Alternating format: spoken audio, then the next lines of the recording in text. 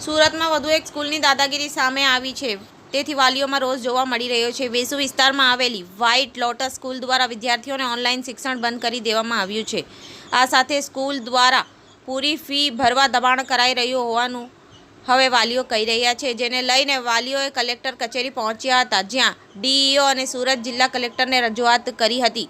વાલીઓએ જણાવ્યું હતું કે ફી નિયમ કરતાં વધુ ફી ભરવા કહેવાઈ રહ્યું છે। ફીને લઈને શાળામાં બાળકો સાથે ભેદભાવ કરાઈ રહ્યો છે।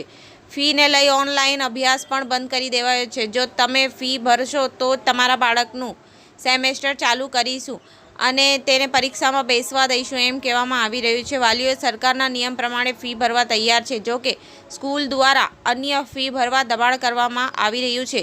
હજુ બંધ કરેલા ઓનલાઈન ક્લાસ પણ શરૂ કર્યા નથી। આ મામલે પહેલાં પણ સ્કૂલ ખાતે વિરોધ કરી ચૂક્યા છે।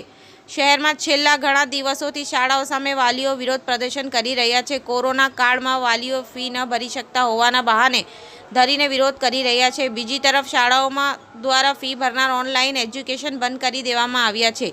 થોડા દિવસોમાં સચિન પાંડેસરા સ્કૂલના વાલીઓ દ્વારા વિરોધ પ્રદર્શન કરવામાં આવ્યું હતું, જેમાં ફી માટે દબાણ કરવામાં આવ્યું હોવાનું વાલીઓએ જણાવ્યું હતું। Report by Anwar Shaikh, LCNC news, Surat.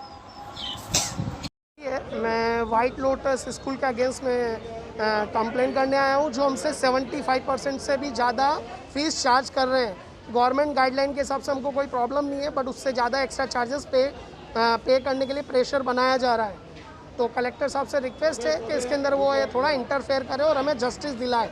Government अधिकारियों की तरफ से भी हमने वो रिस्पॉन्स नहीं मिल रहा है जो हमको चाहिए।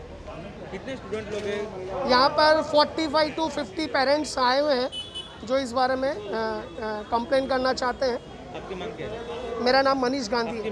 मांग हमारी ये है कि जो अननेसेसरी चार्जेस के लिए प्रेशर किया जा रहा है वो हम पे नहीं करना चाहते हैं।